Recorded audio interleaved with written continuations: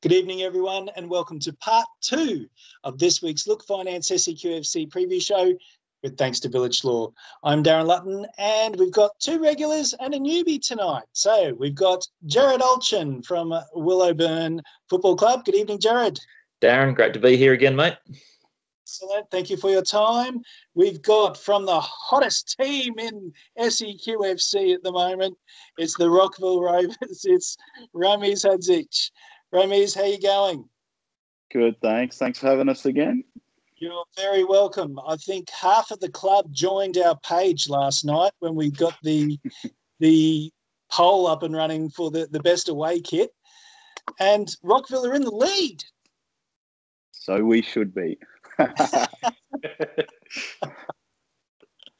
For those watching, Ramiz was pretty miffed that the Rockville home kit didn't get nominated for the best kit, but we've certainly made up for it with the away kit, and you're in first place at the moment, so it's time to get all the rallies to sign up to the page and vote.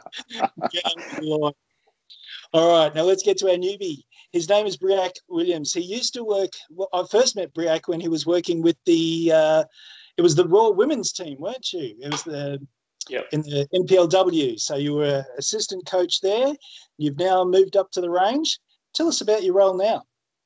Yeah, so I'm the technical development manager for Football Queensland Southwest. So my role entails working in the club development space, coach education, and also initiative programs such as the multicultural settlement program that we're doing the pilot for coming up, as well as Indigenous initiatives and female participation initiatives. So I'm guessing that you have no 2 days the same, right? No, it's different every day now, which is great. All right. Tell us about the Indigenous side of things. We hear a lot about initiatives, but we don't see too many players come through. Tell us about what's happening up there. Yeah, so the sort of initial stuff that we're looking to do, I just came back from a swim tour recently, which is the Southwest Indigenous Network. So we travelled to Roma as our hub for 4 days, and then went to in June, Surat, Mitchell, Roma, and Wallumbilla over those 4 days. So it was a nice little taste of the country, and got to meet some fantastic people along the way, and just getting excited about football. Was it a case of saying, "Put that rugby league ball down"? Well, one of the fields was really good because it had bindies all over it, so the bindi stuck to the balls. So every time they tried to pick up with their hands, it would just So it made it real easy for me. It made them keep the balls on the ground and stop picking them up, which was great. But no, I think a lot of the kids out there have been exposed to football before, but may have not had any sort of formal training or clubs that they can join. So it was really good to get out there and give them something fresh and something new, hopefully. And what were the learnings from your time out there? My learnings were that there's so much that can be done in that space, and it needs a little bit of a nudge. I think we can get a lot more participation out in the more rural areas of our great region, and it's exciting stuff. I was so happy just being out on the fields and having some fun kicking the ball around with some kids. So it was great. Excellent. Sounds great. I've got more questions for you as the show progresses. And for those of you watching, Briac will be taking over as host of this show in future weeks. So I'm sure he'll be great. Now, let's get to the matches. On the weekend, let's start with the NPL, or the FQPL, I should say, and the Southwest Queensland Thunder. I saw the best comment on Monday night when someone was giving their comments on the weekend's fixtures, and they said that Southwest Queensland Thunder are doing a Logan Lightning impersonation. They've lost the last 2 matches after being on top of the ladder. They're now 4 points behind, I believe. Let me just confirm that. Yes, 5 points behind. 5, yeah. So, Ramiz, tell us about the game. Well, yeah, I watched most of the game, and Thunder played their sort of usual structure and whatnot, but it just seems to be, especially they never got to bounce back after last week's loss to Logan, and at times they looked a little sluggish. And then well, the winner, most people would have seen it, that crazy volley from sort of the edge of the box. And, yeah, after that, they sort of shut shop for the remaining of the game and nothing more could have been done. That was some goal, wasn't it? If you haven't seen it, it's like a kung fu move. It's not quite a bicycle kick because the ball hasn't got quite high. It's a roundhouse. That's what it is, isn't it? It's a roundhouse. Yeah, pretty much. Yeah. Look it up if you haven't seen it. So, now Thunder find themselves in a bit of trouble with only a couple of games to go, relying on other results, which doesn't look great for them after especially leading the season pretty much all year, being on top and dominating. But, this one looks like they're going to let slip. Well, still Logan have a history of being in these positions and snatching defeat from the jaws of victory, and you'll see Briac's face. He knows what it's all about. This weekend, the Thunder are taking on Holland Park Hawks. Now, I haven't seen too much of Holland Park this season, but I can tell you that they are 9th on the ladder. They are a pretty inexperienced squad, and if you put, say, the bottom, we're just discussing this prior to going to air here. If you put the bottom 3 teams in the Football Brisbane competition, I don't think they'd be top of the table. So this is a good opportunity for Thunder to get the campaign back on track. Logan Lightning on 39 points, Southwest Queensland Thunder on 34. Both have played 16 matches. Mitchelton are on 30 points, another 4 points behind. And just remember, Logan Lightning play Mitchelton on the final day. So Thunder just need to keep putting on the pressure. We'll leave it at that, shall we, Ramiz? Let's. All right. Let's move on to the NPLW. And Briac, I'm going to bring you in here. Yep. It was a 5-3 loss to the inconsistent Eastern Suburbs. What did you make of the game? Yeah, lots of positives for the girls to take away from it. I think the inclusion or the recovery of a couple of players, like Abby Lloyd, for example, has been fantastic for them. It's given them that second wind. And they've really been able to push on with their season and get some good results. So I'm not sure what it was in the first round versing Easts, but 5-3 is very promising. Getting a couple of goals in there has been something that they've been working hard to try and get more of, is goal scoring opportunities, and it looks like they're getting a lot more now. So very exciting. Yeah, I was just looking through the Thunder squad just before, and there's actually a lot of experience in this side, isn't there? Yeah, there is. Yeah, you've got a lot of awesome leaders, Lou Rolfe, Mel Lloyd as well, who are both in there, as well as Geordie Frank, another very experienced player who's got a lot of leadership qualities, and all pushing together to have a really strong final end to the season with a couple of the young girls in there thrown into the mix. The Thunder are on 11 points, 10th on the ladder, 2 points behind Mitchelton, so they can sneak up with just one more win. I believe that they don't have a match this weekend. The next match is in 2 weeks' time, so chance for the girls to recover and get ready for that final push. All right, let's move to Village Capital 3. And Jared, time to bring you in here. Now, you took on Tarragindi Tigers. Did you go to the game? I didn't, but got a full match report from our Premier coach, Mark Robinson, and said that you were right in your examination of the pitch. It was narrow, and but the boys adjusted well, and they managed to navigate a 3-1 or 3-0 win, I think it might have been. 3-1. 3-1, there you go. Look at me, done my research. So obviously very different playing conditions to what they're used to on a wide pitch up here. But they were really happy with the result, and it took them to 21 points, which just keeps them in touching distance with Springfield and Narangba heading into the last 5 rounds. Did he discuss what changes he made for the pitch? Typically, our formation, Mark often will play a 3-5-2. with sort of the fullbacks dropping back. And I think a lot of their play went through the middle rather than an expansive play, went through that middle channel. And so that was kind of one of the major adjustments that they had there. Rather than looking to sort of their fullbacks, they more went through the middle to try and open them up a bit. Okay. Now, with the Football Brisbane competitions, they now split into two, the top 6 playoff and the bottom 6 playoff. So there's still a chance. It's teeny tiny, but there is still a chance. Best playing the best now. I haven't seen the draw. Who did Willowburn play this weekend? We've got Redcliffe away on a Sunday afternoon at 3 and 5. And so they dusted us in round 1 of the competition 1-0 when we played them at home.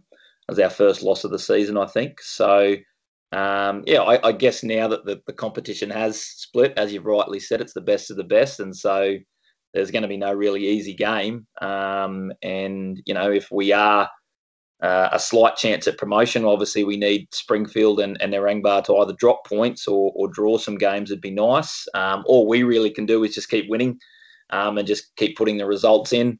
And worry about us. And if things start to swing our way in terms of other results, then that's always going to be an extra bonus. But I think heading into these last couple of rounds, just with the temperature warming up, I think that's going to be a major factor in terms of player fitness.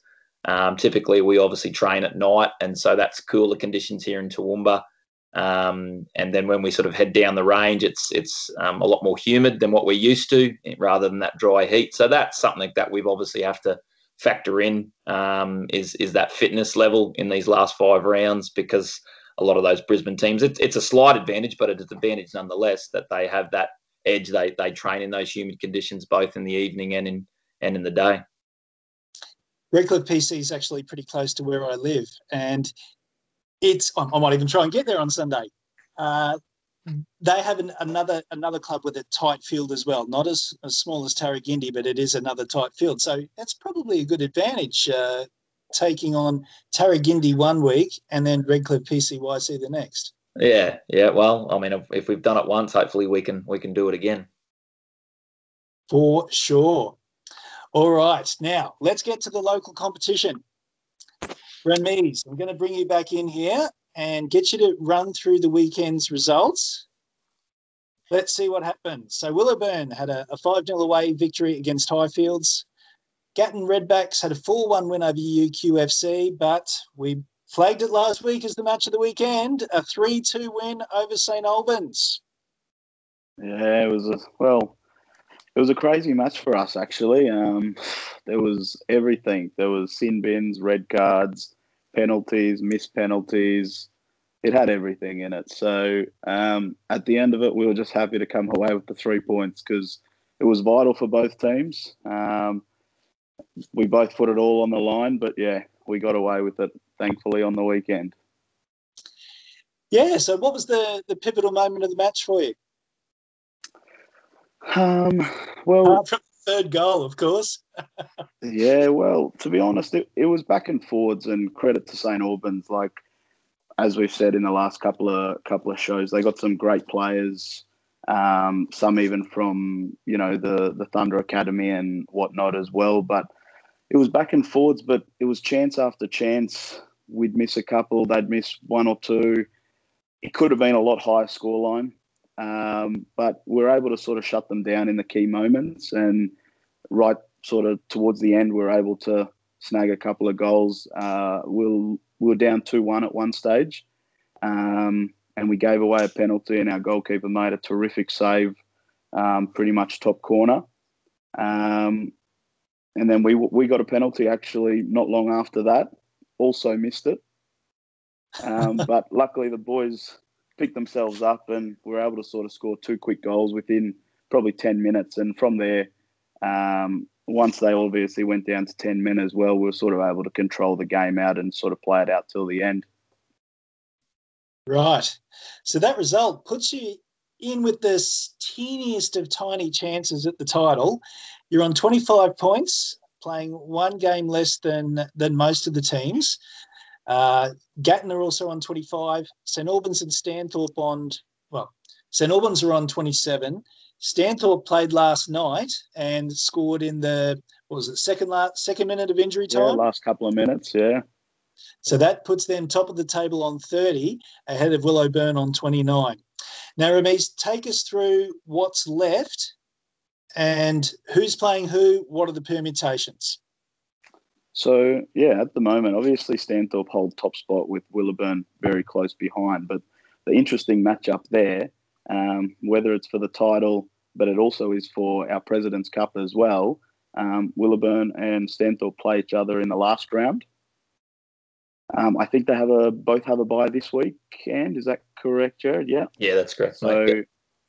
the last game of the season for them is President's Cup as well as a potential minor premiership. After that, it's St Albans and Gatton play each other as well in their final game of the season. And then, which they can both jump up. And then Rockville we still have 2 games to go because we had our bye earlier. So we play Wanderers and finish it off with Highfields for the last game. So, yeah, everyone's still looking to chase and goal difference could come into play. But, yeah, everyone's still in it. So you're playing 2 teams outside that top 5. They've got nothing left to play for. There's every chance that you could get 6 points, get yourself to 31 points. So if all the other teams draw their remaining games, probably Stanthorpe the only ones that could thwart you there. Yeah. And, well, at the end of the day, there's still no easy games. And even if teams have nothing to play, I watched last night, actually, the Stanthorpe Wanderers game, and Wanderers even had a couple of chances sort of late on to maybe win it or maybe hold out the result, but Stanthorpe did prove sort of too good and they had a few more chances. But things can happen in football, and I suppose that's why we love it and hate it sometimes. Now, guys, I've heard over the past few weeks you mentioning the President's Cup. For those who are new to the league, can you explain that for me? Is it like is it a cup competition? How does it work? It's a annual competition that they run in every division in the TFL, and after each team has played each other after round 1, the top 2 teams play off for President's Cup, and usually it's scheduled for a weekend alone fixture. They have President's Cup weekend, but given COVID, the league has built them into regular fixtures as we've gone along, and so just the way that the cards have landed with Stanthorpe and Willowburn, that's how it sort of has played out for us to play the last game of the season for President's Cup. So yeah, that's how it works. So you qualify for it through the league. Yeah, that's right. Yeah, they take the top 2 based on points after everybody's played each other once. Excellent. Very good. All right. So we'll quickly have a look at this weekend's fixtures, which have already mentioned. So St Albans taking on Gatton, SEQFC hosting Highfields, and West Wanderers up against Rockville. All right, let's turn now to the TFL women's competition. On the weekend, Rockville had a 1-1 draw against Ladyhawks. Ramiz, did you catch that one? I didn't, actually, because they played the same time as the Premier Men. But yeah, I heard it was a close fixture. The Hawks ladies have some great players as well, and they're all sort of battling for that top 4 spot. So yeah, it was probably a fair result all round and sort of takes them both forward. Willowburn, a big 5-0 victory over USQFC. Got to get used to that, Briac. Yeah, I did that a lot too at the start. Yep. Briac's former club was UQFC. So, yes. And Highfields had a 2-1 victory over West Wanderers. All right, so let's have a look at the table. After 13 rounds, Willowburn are on 30 points, 4 points ahead of Highfields, and Rockville another 7 points behind. Jared, be another trophy going to Willowburn, yeah? Yeah, I think we have a midweek match coming up against Rockville on Tuesday night. I don't think the ladies have a match this weekend. It's been rescheduled. And so, yeah, if they win that one, I think that wraps up the minor premiership. They've got a bit of distance there with Highfields, but I think heading into finals, yeah, I mean, at the moment, Willowburn has got that lead on points, but when it goes into that top four, I don't think you can really underestimate either the Hawks, Highfields, or Rockville. Rockville have obviously got finals experience, being the current champions, and the Hawks have troubled us, and so have Highfields. So again, as similar to the men's competition, it's fairly tight across the board, and it'll make for an exciting final series, that's for sure. What's the culture like up there regarding the minor premiership and the finals? Is the finals up here with the premiership there? Is it level? What's the move? Yeah, it's probably mixed, to be honest, Darren. I think some players probably really respect the aspect of a minor premiership and winning that you've been the best team for the whole year, whereas other players probably more think that the grand final is the prize piece. So I think it probably can be a little bit deflating for a team if you win the minor premiership but then don't win the grand final. Obviously, in a perfect world, it'd be great if you could do the double, but I think it's probably mixed opinions and mixed emotions for different players as to what it is. Personally, I mean, I love the minor premiership. I think if you can be the best team all year, I think that says a lot about who you are as a squad. But, I mean, having said that, seeing teams win grand finals, that's always something special as well. Is there a trophy available for both? Yeah, there is, yes. Yep, certainly is. All right. Briac, I might just bring you back in here. Now, you've mentioned that you do a lot of work with the juniors and developing juniors, and I assume that coaching coaches is part of your role as well. Would that be right? It is, yeah, definitely a big part of it. All right. So, has there been any common themes that you've found amongst junior coaches? I think, yeah, sorry. Yeah, in like any knowledge gaps or things that they do that you really wish that they could latch onto. I think the main thing that I'm trying to reinforce is the positive coaching style.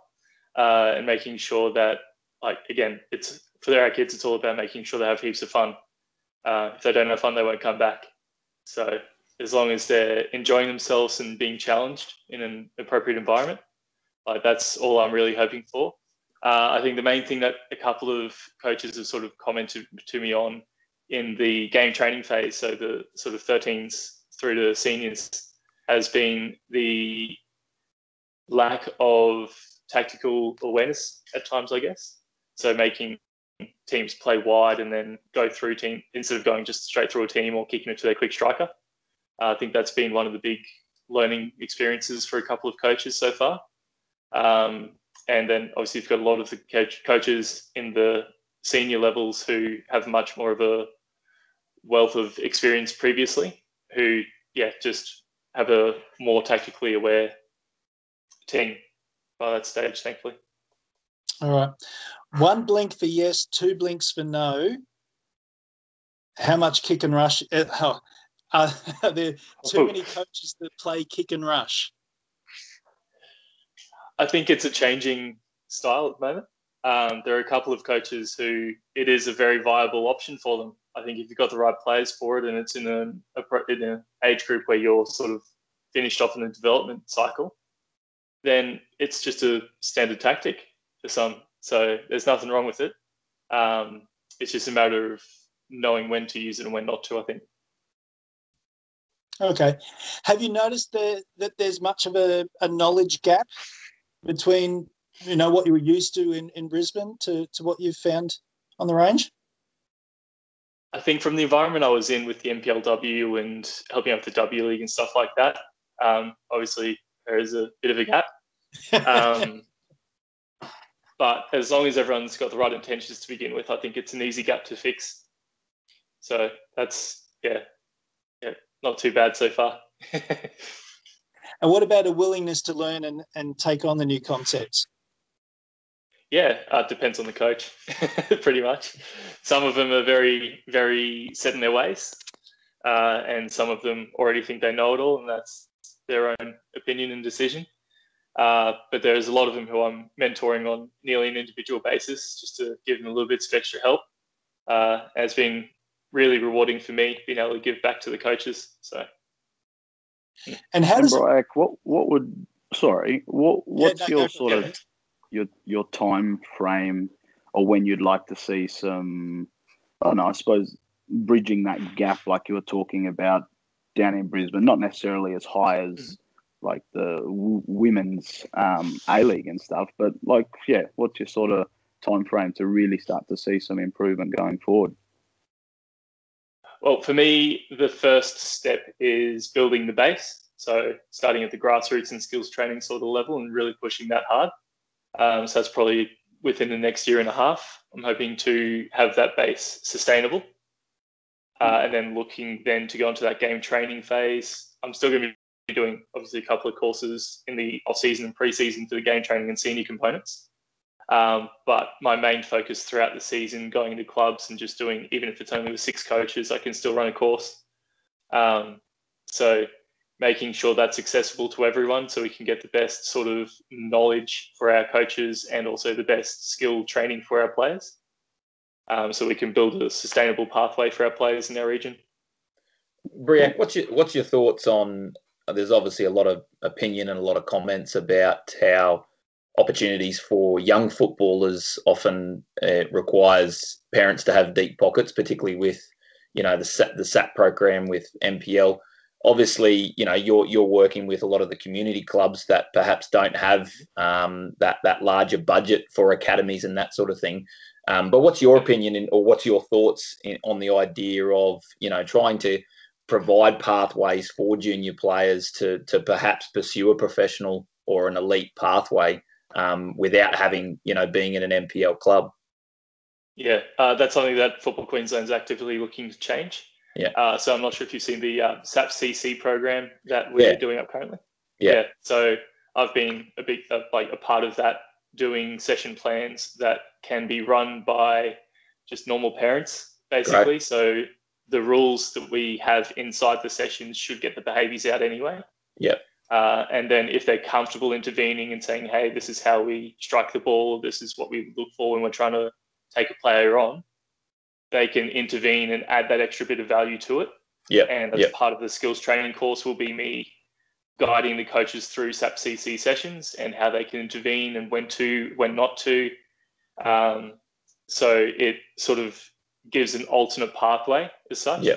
Yeah. That's great. The other thing, especially for kids in our region, is there are those sort of extra little incentives, even with the Community Cup, for example, to get scouted or talent ID'd at least for extra camps or stuff like that.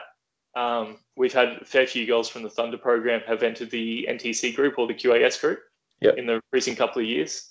I'll never forget my first year coaching the NTC group. We had a girl from out west of Gundy who travelled 4 days a week to Brizzy just to train in an elite environment, which was mind blowing. 6 hours of travel each way, 4 days a week. It was unbelievable. So great effort. She was singularly minded with her dedication, and her parents obviously were sacrificing a lot of their time to help their daughter's dream come true. She's still going strong. She had a couple of setbacks recently, but she's still playing football, and that's a great win for her. So yeah, definitely. Yeah. Well, there's a good news story to finish on. People on the Downs, I have to tell you, from my dealings with Briac, you've got an absolute gem on your hands here. Take full advantage of him. How can people get in? If coaches need a little bit of advice or they want to find out that perfect drill that's going to turn their players into champions, how do they get in touch with you, magic Briac? drill? The magic drill. Either through Football Queensland Southwest's office. So I'm in the office 9 till 5. Either come on in or just give us a call, and I can email you through information or help you out individually. more than happy. I'm here for you guys. So that's, exactly my job. And helping as many people as possible is the name of the game for me. So if I can help the coaches help players, it's an absolute win, multiplier. Excellent. I'm sure, Gerard, you'd have his details as well, wouldn't you? I got him on speed dial, Darren, absolutely. And everyone knows you, don't they? Maybe. I don't know about that. All right, we might leave it there. So things are getting pretty exciting in these competitions. We're getting to the pointy end now. It's all happening. So, yeah, keep your eyes peeled. It's going to be great. Can't wait. All right, Ramiz Hadzic from Rockville Rovers, isn't it? I was going to say Wanderers there. Rovers. Yeah. Ramiz, thank you for your time this evening. Thank Gerard, you, guys. Willowburn. I called you Willow Bank the first time we had a chat. So half of the course. And that is why Briac is taking over, ladies and gentlemen. That is why. Briac Williams, thank you for your time as well, and good luck in the hot seat, mate. Thank you. Looking forward to it. Good stuff. All right, that is the Look Finance SEQFC Preview Show with thanks to Vilic Law. We'll see you next week.